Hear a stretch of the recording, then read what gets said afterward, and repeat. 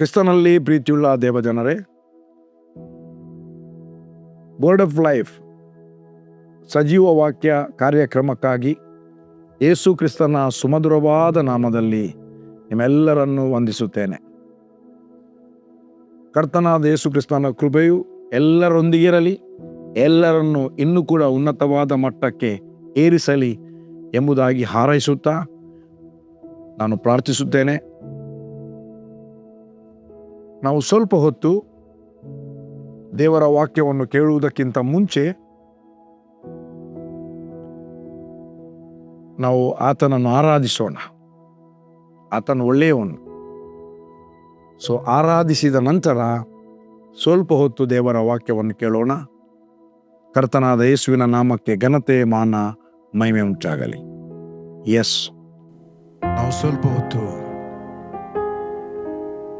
ಆತನನ್ನು ಆರಾಧಿಸೋಣ. ವಾಕ್ಯ ಸಂದೇಶಕ್ಕೆ ಹೋಗುವುದಕ್ಕಿಂತ ಮುಂಚಿತವಾಗಿ ನಮ್ಮ ತಂದೆಯಾದ ದೇವರಿಗೆ ಘನತೆಯನ್ನು, ಮಾನವನ್ನು, ಮಹಿಮೆಯನ್ನು ಸಲ್ಲಿಸೋಣ. ಆತನು ಒಳ್ಳೆಯವನು. Daddy, you are good God. ತಂದೆ, ನೀನು ಒಳ್ಳೆಯವನು. ನೀನು ಯಾವಾಗಲೂ ಒಳ್ಳೆಯದನ್ನೇ ಮಾಡುವ ಆತನು. ನಮಗೆ ಆಧಾರವು ನೀನೇ, ನಮ್ಮ ಆಶ್ರಯವು ನೀನೇ, ನಮಗೆ ಎಲ್ಲವೂ ನೀನೇ. ನಿನ್ನನ್ನು ಬಿಟ್ಟು ನಾವು ಏನು ಕೂಡ ಮಾಡಲಾರೆವು. Thank you Lord. ಆಶ್ರಯವು ನೀನೇ యేసయ్య, ನನಗಾಧಾರವು ನೀನೇ యేసయ్య. ಕಮಾನ್, ಎಲ್ಲರೂ ಒಟ್ಟಾಗಿ ಸೇರಿ ಆತನನ್ನು ಆರಾಧಿಸೋಣ. ಓ ಡ್ಯಾಡಿ, ನನ್ನ ಕರ್ತನಾದ ಯೇಸುವೇ, ಆರಾಧನೆಗೆ ಯೋಗ್ಯನು, ಮಹಿಮೆಗೆ ಯೋಗ್ಯನು, ಘನತೆಗೆ ಯೋಗ್ಯನು. ನೀನೇ ನಮ್ಮ ಆಧಾರವು, ನೀನೇ ನಮ್ಮ ಆಶ್ರಯವು. You are our refuge. Thank you Lord.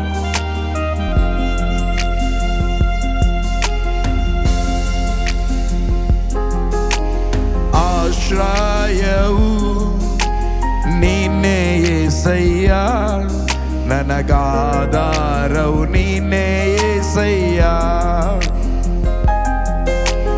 ಆಶ್ರಯವು ನೀನೇ యేసయ్య, ನನಗಾಧಾರವು ನೀನೇ యేసయ్య. ಆರಾಧನೆ, ಆರಾಧನೆ, ಆರಾಧನೆ. ಓ ಆರಾಧನೆ, ಆರಾಧನೆ, ಆರಾಧನೆ. ನಿನ್ನಿಂದಾಗದ ಕಾರ್ಯವು ಒಂದೂ ಇಲ್ಲ, ನಿನ್ನಿಂದೆಲ್ಲವೂ ಸಾಧ್ಯವಯ್ಯ. ನಿನ್ನಿಂದಾಗದ ಕಾರ್ಯವು ಒಂದೂ ಇಲ್ಲ, ನಿನ್ನಿಂದೆಲ್ಲವೂ ಸಾಧ್ಯವಯ್ಯ. ಇದುವರೆಗೂ ನನ್ನ ನಡೆಸಿದ ಎಬಿನೇಜರ್ ನೀನೇ ಅಯ್ಯ. ಹೋ, ಇದುವರೆಗೂ ನನ್ನ ನಡೆಸಿದ ಎಬಿನೇಜರ್ ನೀನೇ ಅಯ್ಯ. ಆರಾಧನೆ, ಆರಾಧನೆ, ಆರಾಧನೆ, ಆರಾಧನೆ, ಆರಾಧನೆ, ಆರಾಧನೆ, ಆರಾಧನೆ.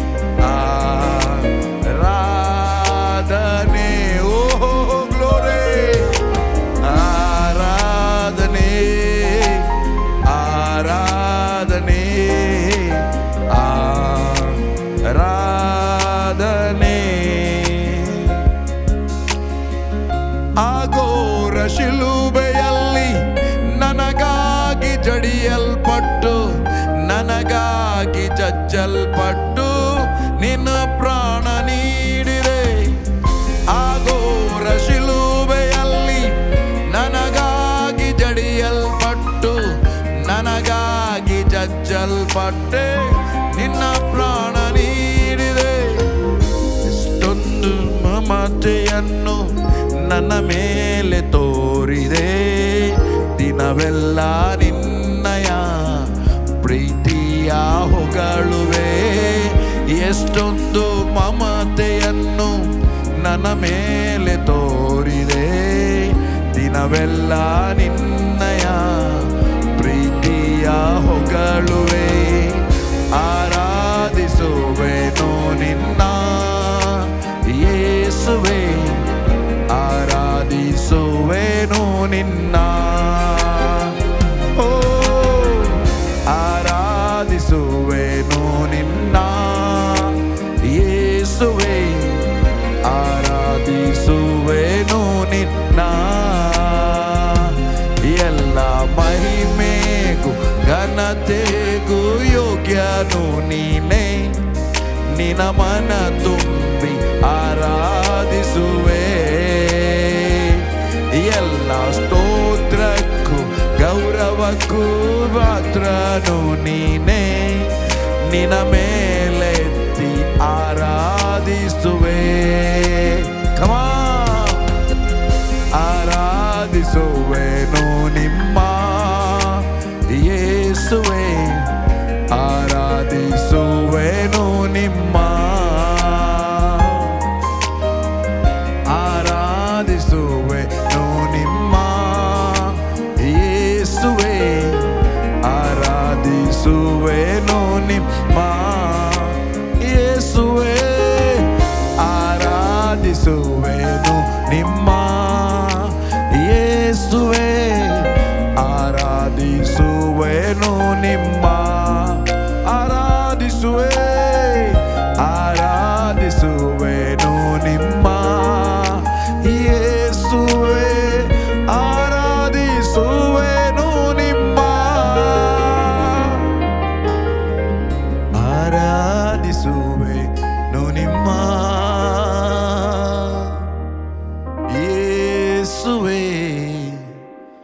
ಆರಾಧಿಸುವೆನು ನಿಮ್ಮ. ಎಲ್ಲರೂ ಹೇಳೋಣವೇ, ಆರಾಧಿಸುವೆ, ಆರಾಧಿಸುವೆನು ನಿಮ್ಮ ಯೇಸುವೆ, ಆರಾಧಿಸುವೆನು ನಿಮ್ಮ. Thank you lord.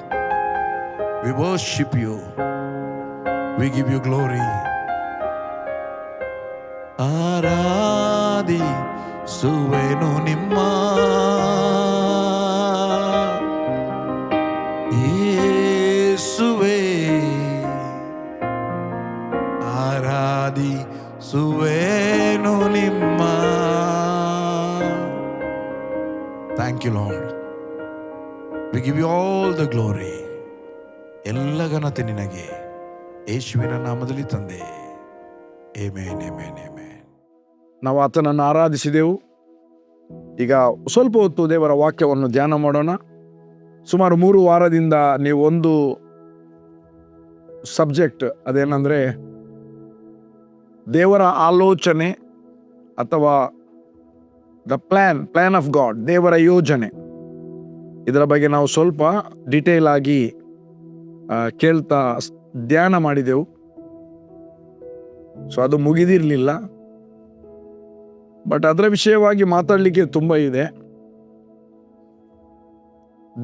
ನಾನು ಅನೇಕ ವಿಷಯಗಳನ್ನು ಮಾತಾಡಿದೆ. ಹೇಗೆ ದೇವರ ಪ್ಲ್ಯಾನ್ನಲ್ಲಿ ನಾವು ಮಾಡುವಾಗ, ನಮ್ಮ ಪ್ಲ್ಯಾನ್ನಲ್ಲಿ ಮಾಡುವಾಗ ಹೇಗೆ ಎಡವಟ್ಟಾಗುತ್ತೆ, ನಮ್ಮ ಆಲೋಚನೆಯಲ್ಲಿ ನಾವು ನಮ್ಮ ಸ್ವಂತ ಬುದ್ಧಿಯಿಂದ, ಸ್ವಂತ ಆಲೋಚನೆಯಿಂದ ದೇವರ ಮಕ್ಕಳಾದ ನಾವು ದೇವರ ಯೋಜನೆಯನ್ನು, ದೇವರ ಆಲೋಚನೆಯನ್ನು ಬಿಟ್ಟು ಸ್ವಂತ ಬುದ್ಧಿ, ಸ್ವಂತ ಆಲೋಚನೆಯಲ್ಲಿ ಮಾಡುವಾಗ ಅದು ಸಭೆಯ ಕಾರ್ಯಗಳಾಗಿರ್ಬೋದು, ಮನೆಯ ಕಾರ್ಯಗಳಾಗಿರ್ಬೋದು, ಏನೇ ಕಾರ್ಯಗಳಾಗಿರ್ಬೋದು, ಹೇಗೆ ಎಡವಟ್ಟಾಗುತ್ತೆ. ಮತ್ತು ದೇವರ ಪ್ಲ್ಯಾನ್ನಲ್ಲಿ ದೇವರ ಚಿತ್ತವನ್ನು, ದೇವರ ಉದ್ದೇಶವನ್ನು ದೇವರ ಯೋಜನೆಯಲ್ಲಿ, ದೇವರ ಆಲೋಚನೆಯಲ್ಲಿ ಮಾಡದೆ ದೇವರು ನಮಗೆ ಕೊಡುವ ಆಲೋಚನೆಯ ಪ್ರಕಾರ ಮಾಡದೆ ನಮ್ಮ ಸ್ವಂತ ಆಲೋಚನೆಯಲ್ಲಿ ಮಾಡುವಾಗ ಅದು ಎಡವಟ್ಟಾಗುತ್ತದೆ. ದೇವರ ಆಲೋಚನೆಯಲ್ಲಿ ಮಾಡುವಾಗ ಯಾವ ಎಡವಟ್ಟಾಗದೆ ದೇವರ ನಾಮಕ್ಕೆ ಮಹಿಮೆ ಉಂಟಾಗುತ್ತದೆ ಎಂಬುದಾಗಿ ನಾನು ಸ್ವಲ್ಪ 3 ವಾರದಿಂದ ಮಾತನಾಡ್ತಾ ಇದ್ದೆ. ಅದು ಸತ್ಯವೇದದ ಅನುಸಾರವಾಗಿ ವಾಕ್ಯವನ್ನು ತೋರಿಸಿ ವಾಕ್ಯದಲ್ಲಿ ಹೇಗೆ ಎಡವಟ್ಟಾಯಿತು, ಈ ಒಂದು ಅಷ್ಟು ಒಳ್ಳೆಯ ನಂಬಿಗಸ್ತನಾದ ದೇವರ ಅರಸನಾಗಿದ್ದಂಥ, ಇಸ್ರಾಯೇಲರಿಗೆ ಅರಸನಾಗಿದ್ದಂಥ ದೇವರಿನಿಂದ ನೇಮಿಸಲ್ಪಟ್ಟ ಅರಸನು, ಇಸ್ರಾಯೇಲರ ಅರಸನು ಆದ ದಾವೀದನ ಜೀವಿತದಲ್ಲಿ ಏನಾಯಿತು ಎಂಬುದಾಗಿ ಅದೇ ವಿಷಯವಾಗಿ ನಾವು ನೋಡುವಾಗ, ದೇವರ ಯೋಚನೆಯನ್ನು ನೆರವೇರಿಸದ ಕಾರಣ ದೇವರು ಆರಿಸಿದಂಥ ಮೋಶೆಯನ್ನೇ ದೇವರು ಕೊಲ್ಲಬೇಕಂತ ಇದ್ದ ಹಳೆ ಒಡಂಬಡಿಕೆಯಲ್ಲಿ. ಅದು ನೀವು ವಿಮೋಚನಾ ಕಾಂಡ 4ನೇ ಅಧ್ಯಾಯಕ್ಕೆ ಹೋಗುವಾಗ ಮೋಶೆಗೆ 2 ಗಂಡು ಮಕ್ಕಳಿದ್ದರು. ಅದರಲ್ಲಿ ಒಬ್ಬನಲ್ಲಿ 2 ಮಕ್ಕಳಂತ ಅಲ್ಲಿ ಬರೀಲಿಲ್ಲ ನಡೆದಂಥ ಕಾರ್ಯ. ಒಬ್ಬ ಮಗನ ವಿಷಯದಲ್ಲಿ ಅಬ್ರಹಾಮನ ನಂತರ ಪ್ರತಿಯೊಬ್ಬ ಇಸ್ರಾಯೇಲಿಯನು, ಯಹೂದ್ಯನು ಅವರ ಮಕ್ಕಳು ಹುಟ್ಟಿದ 8ನೇ ದಿನದಲ್ಲಿ ಅವರಿಗೆ ಸುನ್ನತಿ ಮಾಡಬೇಕು. ಯಾಕೋಬನಿಗೆ ಸ್ಪಷ್ಟವಾಗಿ ಗೊತ್ತುಂಟು ಮಾಡಬೇಕಂತ. ಯಾಕೋಬನಿಗೆ ಗೊತ್ತಿತ್ತು, ಇಸ್ರಾಯೇಲರಲ್ಲಿ ಎಲ್ಲರಿಗೂ ಗೊತ್ತಿತ್ತು. ಇವರು ಯಾಕೋಬನ 12 ಕುಲಗಳಲ್ಲಿ ಮೋಶೆ ಲೇವಿಯ ಕುಲದಲ್ಲಿ ಹುಟ್ಟಿದವನು, ಅಬ್ರಹಾಮನ ಮಗನು. ಅಬ್ರಹಾಮನಿಗೆ 3 ಮಕ್ಕಳು, ಆರೋನ, ಮೋಶೆ, ಬಿರಿಯಾಮ್. ಮೋಶೆ ಕೊನೆಯವರು. ಮೋಶೆಗೆ 100% ಗೊತ್ತುಂಟು ಸುನ್ನತಿ ಆಗಬೇಕು. ಯಾಕೆ ಮೋಶೆಗೆ ಸುನ್ನತಿ ಆಗಿರಲಿಲ್ಲವಾ? ಆಗಿದೆ, ಮಾಡಿರಬೇಕು. 3 ತಿಂಗಳ ನಂತರ ಇವಳ ಕೈಗೆ ಹೋದದ್ದು ಯಾರ್ದು? ಫರೋನನ ಮಗಳ ಕೈಗೆ ಆತನು ಹೋದ. ಬಟ್ ದೇವರು ಗೋಷೆನ್ ಸೀಮೆಯಲ್ಲಿ ಇಳಿದು ಬಂದ, ಮೋಶೆ ಹತ್ರ ಮಾತಾಡಿದ, ಈಗ ಬಾ ಅಂತ ಕರೆದ. ಒಂದು ದೊಡ್ಡ ಯೋಜನೆಗೆ, ದೇವರ ದೊಡ್ಡ ಯೋಜನೆ, ದೊಡ್ಡ ಪ್ಲ್ಯಾನ್, ಅದು ದೇವರ ಚಿತ್ತವಾಗಿತ್ತು. ದೇವರ ಚಿತ್ತದಲ್ಲಿ ದೇವರ ಉದ್ದೇಶ ನೆರವೇರಬೇಕು. ದೇವರ ಉದ್ದೇಶಾನುಸಾರವಾದ ಒಂದು ಯೋಜನೆಯನ್ನು ಮೋಶೆಯ ಕೈಗೆ ಕೊಟ್ಟ, ನೀನಿದನ್ನು ಮಾಡಬೇಕಂತ. ಮೋಶೆ ಇದು ನನಗೆ ಆಗುವುದಿಲ್ಲ, ನಾನು ಮಾಡುವುದಿಲ್ಲ, ಮಾಡಲಿಕ್ಕೆ ಆಗುವುದಿಲ್ಲ ಹೇಳಿದ. ಮತ್ತು ದೇವರು ಅವನಿಗೆ ಎಲ್ಲವನ್ನು ಮಾತಾಡಿ, ನೀನು ಬಾ, ನಾನೇ ನಿನ್ನ ಜೊತೆ ಬರುತ್ತೇನೆ ಅಂತ ಹೇಳಿದ. ಒಪ್ಪಿಕೊಂಡ. ನಿನಗೆ ಆರೋನನನ್ನು ಕೊಡ್ತೇನೆ, ಒಪ್ಪಿಕೊಂಡ. ಹೊರಟಾಗ ಮೋಶೆ ಒಂದು ಛತ್ರದಲ್ಲಿರುವಾಗ 4ನೇ ಅಧ್ಯಾಯ ವಿಮೋಚನಾ ಕಾಂಡ, ದೇವರು ಮೋಶೆಯನ್ನು ಕೊಲ್ಲಬೇಕೆಂದಿದ್ದನು ಎಂಬುದಾಗಿ ಬರೆದಿದೆ. ಯಾಕೆ ದೇವರು ಕೊಲ್ಲಬೇಕು? ಆರಿಸಿದ ಮೇಲೆ ಕೊಲ್ಲಬೇಕಾ? ಯಾಕೆಂದರೆ ಆತನನ್ನು ಕರೆಯುವಾಗ ದೇವರು ಆತನ ಮೇಲೆ ಒಂದು ಅಭಿಷೇಕವನ್ನು ಹಾಕಿದ. ಆ ಅಭಿಷೇಕ ಮೋಶೆಯ ಮೇಲೆ, ಆ ಯೋಜನೆಗೆ ಮೋಶೆ ಒಪ್ಪಿಸಿಕೊಡುವಾಗ ಆ ದೇವರ ಯೋಜನೆಯಲ್ಲಿ ಆತ ನಿಂತ. ದಟ್ ಮೀನ್ಸ್ ಆತನ ಅನಾಯಿಂಟಿಂಗ್ನಲ್ಲಿ ನಿಂತ. ಆ ಅಭಿಷೇಕ ಆತನಲ್ಲಿ ಇಂಪಾರ್ಟೇಷನ್ ಆಯಿತು. ಈಗ ಅವನು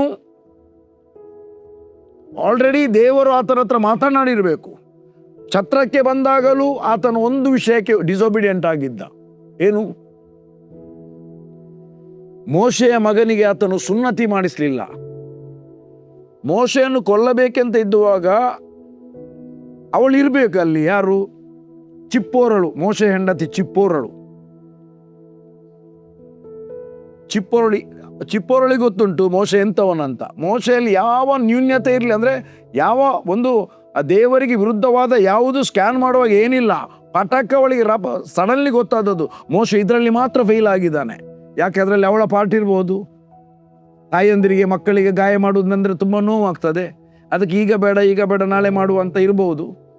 ಹಾಗೆ ಹೇಳಿ ಮಗು ಸ್ವಲ್ಪ ದೊಡ್ಡದಾಗಿದ್ದಾನೆ. ಇಮ್ಮಿಡಿಯೇಟ್ಲಿ ಒಂದು ಚೂಪಾದ ಕಲ್ಲು ತೆಗೆದು ಆತನ ಆ ಸುನ್ನತಿ ಮಾಡುವ ಅಂಗದ ಮುಂದೊದಗಳನ್ನು ತೆಗೆದೇ ಬಿಟ್ಲು. ಆ ಸುನ್ನತಿ ತೆಗೆದ ಪಾಟ್ನಿಂದ ಮೋಶೆಯ ಪಾದಕ್ಕೆ ಅದಕ್ಕೆ ರಕ್ತವನ್ನು ಹಾಕಿದ್ಲು. ರಕ್ತಧಾರೆಯಿಂದ ನೀನು ನನಗೆ ಮಧುವಣಿಗನಾದಿ ಎಂಬುದಾಗಿ ಒಂದು ಡಿಕ್ಲರೇಷನ್ ಕೊಟ್ಲು. ಮೋಶೆ ಸಾಯುವುದರಿಂದ ತಪ್ಪಿಸಿದ.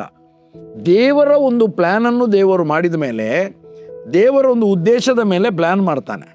ಆ ಪ್ಲ್ಯಾನಿಗೆ ವಿರುದ್ಧವಾಗಿ ನಾವು ಹೋಗುವಾಗ ದೇವರು ಮಾಡಬೇಕೆಂದಿದ್ದವರಲ್ಲಿ ಜನರು ಎಡವಟ್ಟು ಮಾಡಿ ದೇವರ ಕಾರ್ಯಗಳು ನೆರವೇರುವುದಿಲ್ಲ. ನನ್ನ ಪ್ರಿಯ ದೇವ ಜನರೇ, ಒಂದು ಮನೆಯಲ್ಲಿ ನಾವು ಇರುವಂಥದ್ದು, ಒಂದು ಒಂದು ಸಭೆಯಲ್ಲಿ ನಾವು ಇರುವಂಥದ್ದು ದೇವರ ಉದ್ದೇಶವಾಗಿಯೇ ಆ ಸಭೆಯಲ್ಲಿದ್ದೇವೆ. ಇಲ್ಲದಿದ್ದರೆ ಯಾಕೆ ಬೇರೆ ಸಭೆಗೆ ಹೋಗಬಾರ್ದು? ಬೇರೆ ಸಭೆಯಲ್ಲಿ ನಮ್ಮನ್ನು ಯಾಕೆ ಇಟ್ಟಿರಬಾರ್ದು? ಯಾಕೆ ನಾವು ಗಂಡೇ ಆಗಿ ದೇವರು ನಮ್ಮನ್ನು ಹುಟ್ಟಿಸಿದ್ದು? ಯಾಕೆ ಹೆಣ್ಣಾಗಲಿಲ್ಲ? ಯಾಕೆ ನಾವು ಮಂಗಳೂರಿನಲ್ಲಿಯೇ ಹುಟ್ಟಿದ್ದು? ಯಾಕೆ ಬೆಂಗಳೂರಿನಲ್ಲಿ ಹುಟ್ಟಲಿಲ್ಲ? ಯಾಕೆ ಅದೇ ತಂದೆ ತಾಯಿಗಳಿಗೆ ಹುಟ್ಟಿದ್ದು? ಅದಕ್ಕೆ ಕೂಡ ವಚನ ಇದೆ. 17ನೇ ಅಧ್ಯಾಯ ಅಪೊಸ್ತಲ ಕೃತ್ಯ 17ನೇ ಅಧ್ಯಾಯದಲ್ಲಿ ಪ್ರತಿಯೊಂದರ ಹಿಂದೆ ದೇವರ ಪ್ಲ್ಯಾನ್ ಇದೆ.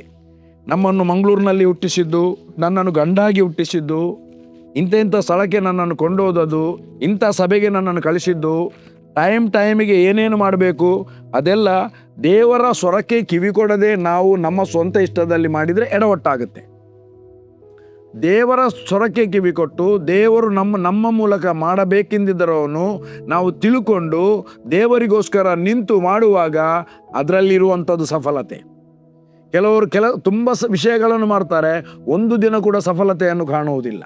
ಯಾಕೆ ಸಫಲತೆಯನ್ನು ಕಾಣುವುದಿಲ್ಲ? ಅದು ದೇವರು ಮಾಡಿರುವ ಪ್ಲ್ಯಾನ್ ಆಗಿರುವುದಿಲ್ಲ ಅವನ ವಿಷಯದಲ್ಲಿ.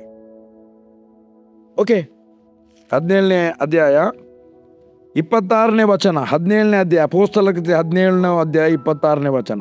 ಆತನು ಒಬ್ಬನಿಂದಲೇ, ಆದಾಮನಿಂದಲೇ, ಅಂದರೆ ಇಂಗ್ಲಿಷ್ನಲ್ಲಿ ಬರೆದಿದ್ರೆ ಫ್ರಮ್ ಒನ್ ಬ್ಲಡ್, ಆತನು ಒಂದೇ ರಕ್ತದಿಂದ, ಇಲ್ಲಿ ಒಬ್ಬನಿಂದಲೇ ಅಂತ ಬರೆದಿದೆ. ಆತನು ಒಬ್ಬನಿಂದಲೇ ಎಲ್ಲ ಜನಾಂಗದವ್ರನ್ನ ಹುಟ್ಟಿಸಿ ಅವರವರು ಇರತಕ್ಕ ಕಾಲಗಳನ್ನು ಅವರವರ ನಿವಾಸಗಳ ಮೇರೆಗಳನ್ನು ನಿಷ್ಕರ್ಷಿಸಿ ಭೂಮಂಡಲದೆಲ್ಲ ವಾಸ ಮಾಡಿ ಒಂದು ವೇಳೆ ಅವರು ತಡವಾಗಿ ಕಂಡುಕೊಂಡಾರೇನೋ ಎಂದು ತನ್ನನ್ನು ಹುಡುಕೋರನ್ನಾಗಿ ಮಾಡಿದನು. ಈಗ ನಾವು ಅವರನ್ನು ಹುಡುಕುತ್ತಾ ಇಲ್ಲ. ಈಗ ನಾವು ಕ್ರಿಸ್ತನಲ್ಲಿದ್ದೇವೆ, ಕ್ರಿಸ್ತನು ನಮ್ಮಲ್ಲಿದ್ದಾನೆ. ಇನ್ನು ಕ್ರಿಸ್ತನನ್ನು ರಕ್ಷಣೆ ಹೊಂದಿದ ಒಬ್ಬನು ಕೂಡ ಹುಡುಕಬೇಕಾಗಿಲ್ಲ ಎಲ್ಲಿ ಕ್ರಿಸ್ತನು ಸಿಗ್ತಾನೆ ಅಂತ. ಯಾರಾದರೂ ಹೇಳಿದರೆ ಅಲ್ಲಿ ಕ್ರಿಸ್ತನಿದ್ದಾರೆ ಎಂಬುದಾಗಿ, ಇಲ್ಲಿ ಕ್ರಿಸ್ತನಿದ್ದಾನೆ ಎಂಬುದಾಗಿ ಹೇಳಿದರೆ ಓಡಬೇಕಾಗಿಲ್ಲ. ಯಾಕೆ? ಕ್ರಿಸ್ತನು ನನ್ನೊಳಗೆ ಇದ್ದಾನೆ ಅಂತ ಹೇಳಿದರೆ ಆಯಿತು. ಎಲ್ಲಿದ್ದಾನೆ ಕ್ರಿಸ್ತನು? The Christ in you hope of glory, ಕೊಲೊಸ್ಸೆ 1:27. ನೀವೆಲ್ಲಿದ್ದೀರಿ? ಎಫೆಸ 2:7. ಕ್ರಿಸ್ತ ಯೇಸುವಿನಲ್ಲಿ ಇರುವ ನಿಮ್ಮನ್ನು, that is our safety place, the protected place. ಅದಕ್ಕೆ ಕೊಲೊಸ್ಸೆ 3ನೇ ಅಧ್ಯಾಯ 2ನೇ ವಚನದಲ್ಲಿ ಹೇಳ್ತದೆ, ನಿಮ್ಮ ಜೀವವು ಕ್ರಿಸ್ತನ ಒಂದಿಗೆ ದೇವರಲ್ಲಿ ಮರೆಯಾಗಿದೆ. ದೇವರ ಮರೆಯೊಳಗೆ ನಮ್ಮ ಕರ್ತನಾದ ಯೇಸು ಇದ್ದಾನೆ. ಆ ಕರ್ತನಾದ ಯೇಸುವಿನ ಮರೆಯೊಳಗೆ, ಮೇರೆಯೊಳಗೆ ನಾವಿದ್ದೇವೆ. ನಮ್ಮನ್ನು ಅಟ್ಯಾಕ್ ಮಾಡಬೇಕಾದ್ರೆ ಇಬ್ಬರನ್ನು ಅಟ್ಯಾಕ್ ಮಾಡಬೇಕು. ತಂದೆಯಾದ ದೇವರನ್ನು, ಕರ್ತನಾದ ಯೇಸುವನ್ನು ಅಟ್ಯಾಕ್ ಮಾಡಿ ನಮ್ಮನ್ನು ಅಟ್ಯಾಕ್ ಮಾಡಲಿಕ್ಕೆ ಬರಬೇಕು. ಆಗುವುದಿಲ್ಲ. ನಿಮ್ಮನ್ನು ಅಟ್ಯಾಕ್ ಮಾಡಲಿಕ್ಕೆ ಯಾರಿಗೂ ಆಗುವುದಿಲ್ಲ. ಅದಕ್ಕೆ ಹಳೆ ಒಡಂಬಡಿಕೆಯಲ್ಲಿ ಒಂದು ವಚನ ಬರೆದಿದೆ, ನಿನಗೆ ವಿರುದ್ಧವಾಗಿ, ಯೆಶಾಯದಲ್ಲಿ, ನಿನಗೆ ವಿರುದ್ಧವಾಗಿ ಕಲ್ಪಿಸಿದ ಯಾವ ಆಯುಧವು ನಿನ್ನನ್ನು ಜಯಿಸಲಾರದು. ನಿನಗೆ ವಿರುದ್ಧವಾಗಿ ಕಲ್ಪಿಸಿದ ಯಾವುದೇ ಆಯುಧ ನಿನ್ನನ್ನು ಜಯಿಸಲಾಗದು. ನೀನು ಹಿಂಸೆಗೆ ದೂರವಾಗಿರುವಿ, ಧರ್ಮವೇ ನಿನಗೆ ಆಧಾರ. ನಿನಗೆ ವಿರುದ್ಧವಾಗಿ ಯಾರಾದರೂ ವ್ಯಾಜ್ಯವಾಡಿದರೆ ಅದು ನನ್ನ ಅಪ್ಪಣೆಯಿಂದ ಅಲ್ಲ, ನಿನಗೆ ಮತ್ತು ನನಗೆ, ನಿಮಗೆ ಮತ್ತು ನನಗೆ ಯಾರಾದರೂ ವಿರುದ್ಧವಾಗಿ ವ್ಯಾಜ್ಯವನ್ನಾಡಿದರೆ ಅದು ನನ್ನ ಅಪ್ಪಣೆಯಿಂದ ಅಲ್ಲ. ದೇವರು ಅವರಿಗೆ ಅಪ್ಪಣೆ ಕೊಡಲಿಲ್ಲ. ಯಾಕೆ? ಅವರು ನಮ್ಮ ದೇವರ ಪ್ರೊಟೆಕ್ಷನ್ ತೆಗೀಲಿಲ್ಲ. Still we are in protection. ಹೊಸ ಒಡಂಬಡಿಕೆಯಲ್ಲಿ ಯೇಸುವನ್ನು ಅಂಗೀಕಾರ ಮಾಡಿದ ಮೇಲೆ ಪ್ರೊಟೆಕ್ಷನ್ ಹೊರಗೆ ಹೋಗುವುದಿಲ್ಲ. We are in Christ. ನನ್ನ ಪ್ರಿಯ ದೇವಜನರೇ, ನಾನು ಅವರಿಗೆ ಅಪ್ಪಣೆ ಕೊಡಲಿಲ್ಲ. ಅವರು ನಿನಗೆ ವಿರುದ್ಧವಾಗಿ ವ್ಯಾಜ್ಯವಾಡಿದರು, ನಿನ್ನ ನಿಮಿತ್ತದಿಂದ ಅವರು ಕೆಡವಲ್ಪಡುತ್ತಾರೆ. ನಿನ್ನ ನಿಮಿತ್ತದಿಂದ ನಿನಗೆ ಯಾರು ವ್ಯಾಜ್ಯವಾಡಿದರು ಅವರು ಕೆಡವಲ್ಪಡುತ್ತಾರೆ. ಅದಕ್ಕೆ ಪ್ರಿಯರೇ, ದೇವರು ನಮ್ಮ ವಿಷಯವಾಗಿ ಒಂದು ಪ್ಲ್ಯಾನ್ ಮಾಡಿದರೆ, ಯೋಜನೆ ಮಾಡಿದರೆ, ಅದು ಒಂದು ಶ್ರೇಷ್ಠವಾದ ದೇವರ ಉದ್ದೇಶವಾಗಿರುತ್ತದೆ. ದ ಪರ್ಪಸ್ ಆಗಿರ್ತದೆ. ಇಂಥ ಒಂದು ಪರ್ಪಸನ್ನು ನಿನ್ನ ಮೂಲಕ ನನ್ನ ಮೂಲಕ ಮಾಡಬೇಕೆಂಬುದಾಗಿ he will make the plan. That is the blueprint. ಅದು ಸತ್ಯವೇದದಲ್ಲಿ ಇದೆ, ಯಾರ್ಯಾರು ಏನೇನು ಮಾಡಬೇಕಂತ. ಬಟ್ ಭೂಲೋಕದಲ್ಲಿ ಕೆಲವೊಂದು ಸೇವೆಯನ್ನು ಮಾಡುವಾಗ, ಕೆಲವೊಂದು ಪ್ರೊವಿಷನನ್ನು ಜನರಿಗೆ ಕೊಡಲಿಕ್ಕೆ ನಮ್ಮನ್ನು ನೇಮಿಸುವಾಗ, ಕರ್ತನಿಗೋಸ್ಕರ ನಾವು ಮುಂದೆ ಹೋಗಿ ಮಾಡಬೇಕಾದ ಸಂಗತಿಗಳು ನಾವೇ ಮಾಡಬೇಕೆಂಬುದಾಗಿ ಆರಿಸುವಾಗ ಆ ಪ್ಲ್ಯಾನನ್ನು ನಮಗೆ ಕೊಡ್ತಾರೆ. ದ ಆಲೋಚನೆ, ದಟ್ ಇಸ್ ಕಾಲ್ಡ್ ವಿಷನ್. ಫಿಲಿಪಿಯವರಿಗೆ ಬರೆದ ಪತ್ರಿಕೆ 2ನೇ ಅಧ್ಯಾಯದಲ್ಲಿ ಒಂದು ವಚನ ಬರೆದಿದೆ. ಫಿಲಿಪ, ಯಾರು ನಾವು ಒಂದು ವೇಳೆ ಅದನ್ನು ದೇವರು ನಮ್ಮ ವಿಷಯದಲ್ಲಿ ನಮಗೆ ಒಂದು ಒಳ್ಳೆಯ ಆಲೋಚನೆ ಪ್ಲ್ಯಾನನ್ನು ಕೊಡುವಾಗ ಇಂಥ ಕಾರ್ಯವನ್ನು ಮಾಡಬೇಕೆಂಬುದಾಗಿ ದೇವರ ಸಪೋರ್ಟ್ ಏನಿರ್ತದೆ, ಅದಕ್ಕೆ ದೇವರ ಫೀಡ್ಬ್ಯಾಕ್, ದೇವರು ನಮ್ಮೊಟ್ಟಿಗೆ ನಿಂತುಕೊಂಡು ಹೇಗೆ ನಮಗೆ ಬಲವನ್ನು ಕೊಟ್ಟು ನಮ್ಮನ್ನು ಹಿಂದಿನಿಂದ ಸಪೋರ್ಟಿವ್ ಆಗಿ ಮಾಡಲಿಕ್ಕೆ ನಮ್ಮನ್ನು ಪುಷ್ ಮಾಡ್ತಾರೆ ಅಂದರೆ, ಹೇಗೆ ನಮ್ಮ ಹಿಂದಿನ ಆ ದೇವರ ಹಸ್ತ ಹೇಗೆ ಇರ್ತದೆ ಅಂದರೆ, ದೇವರ ಹಸ್ತ ನಮ್ಮೊಂದಿಗೆ ಹೇಗೆ ಇರ್ತದೆ ಅಂದರೆ, ಫಿಲಿಪ್ಪಿ 2:13, ಯಾಕೆಂದರೆ ದೇವರೇ ತನ್ನ ಸುಚಿತ್ತವನ್ನು ನೆರವೇರಿಸಬೇಕೆಂದು ನಿಮ್ಮಲ್ಲಿ ಉದ್ದೇಶವನ್ನು ಪ್ರಯತ್ನವನ್ನು ಉಂಟು ಮಾಡುವವನಾಗಿದ್ದಾನೆ. ದೇವರೇ ಆತನ ಸುಚಿತ್ತ, ಆತನ ಎಲ್ಲವೂ ನೆರವೇರಬೇಕೆಂಬುದಾಗಿ ನಮ್ಮಲ್ಲಿ ಉದ್ದೇಶವನ್ನು ಪ್ರಯತ್ನವನ್ನು ಉಂಟು ಮಾಡುವವನಾಗಿ. ದ್ಯಾಟ್ ಮೀನ್ಸ್ ಅದಕ್ಕೆ ಬೇಕಾದ ಎಲ್ಲ ಫೀಡ್ಬ್ಯಾಕ್, ಏನೆಲ್ಲ ಪೊಟೆನ್ಷಿಯಲ್ ಕೊಡಬೇಕು, ಏನೆಲ್ಲ ಸಹಾಯ ಕೊಡಬೇಕು, ದೇವರು ಆತನ ಕೃಪೆಯನ್ನು ನಮ್ಮಲ್ಲಿ ಹೆಚ್ಚು ಮಾಡ್ತಾನೆ, ಆತನ ಅಭಿಷೇಕವನ್ನು ನಮ್ಮಲ್ಲಿ ಹೆಚ್ಚು ಮಾಡ್ತಾನೆ. ಆವಾಗ ನಮ್ಮ ಮೈಂಡ್ ಆಚೆ ಈಚೆ ಹೋಗದೆ ಓನ್ಲಿ ಒನ್ ಥಿಂಗ್, ನಾವು ಆತನ ಸ್ವರವನ್ನು ಕೇಳಬೇಕು, ಆತನ ವಾಕ್ಯಕ್ಕೆ ಫುಲ್ 100% ಸಬ್ಮಿಸಿವ್ ಆಗಬೇಕು, ಮತ್ತು ಆತನ ಯೋಜನೆಯನ್ನು ಮಾಡಲಿಕ್ಕೆ ನಾವು ಆತನಿಗೆ ಏಬಲ್ ಇರಬೇಕು, ಓಪನ್ ಆಗಿರಬೇಕು. ಸ್ವಾಮಿ, ನಿನ್ನ ಚಿತ್ತವನ್ನು ಮಾಡಲಿಕ್ಕೆ ನಿನ್ನ ಯಾವ ಪ್ಲ್ಯಾನನ್ನು ನನ್ನ ಜೀವಿತದಲ್ಲಿ ಕೊಡಬೇಕಂತ ನೆನೆಸಿದ್ಯಾ, ನಿನ್ನ ಯಾವ ಪ್ಲ್ಯಾನ್, ನಿನ್ನ ಆಲೋಚನೆಯನ್ನು ನಾನು ನೆರವೇರಿಸಬೇಕೆಂಬುದಾಗಿ, ನಿನ್ನ ಆಲೋಚನೆಯನ್ನು, ಯಾವ ಆಲೋಚನೆಗಳನ್ನೆಲ್ಲ ನನ್ನ ಆಲೋಚನೆಯಾಗಿ ತೆಗೆದುಕೊಂಡು ನಿನ್ನ ಉದ್ದೇಶವನ್ನು ನನ್ನ ಮೂಲಕ ನೆರವೇರಿಸಬೇಕೆಂಬುದಾಗಿ ನೀನು ಬಯಸಿದ್ಯಾ. ಈಗೋ ಸ್ವಾಮಿ, ನಾನು ಇದ್ದೇನದನ್ನು ಮಾಡುವುದಕ್ಕಾಗಿ. I am here, I am ready to do ಎಂಬುದಾಗಿ ನೀನು ಒಪ್ಪಿಸಿಕೊಡುವಾಗ ಅಥವಾ ಅದನ್ನು ಅಂಗೀಕರಿಸುವಾಗ, ನೀನು ಆತನ ಆಲೋಚನೆಯೊಂದಿಗೆ ನಿನ್ನ ಆಲೋಚನೆಯಾಗಿ ತೆಗೆದುಕೊಂಡಾಗ, ಮಾಡಲಿಕ್ಕೆ ನೀನು ಪೂರ್ಣವಾಗಿ ಸಮರ್ಪಣೆಯಾಗಿರುವಾಗ ಎಲ್ಲರ ಮುಂದೆ ನಿನ್ನ ತಲೆ ಎತ್ತಲ್ಪಡ್ತದೆ. ಅದಕ್ಕೆ ನೀನು ಕೈ ಹಾಕಿದ ಕೆಲಸವೆಲ್ಲ ಸಫಲವಾಗುತ್ತದೆ.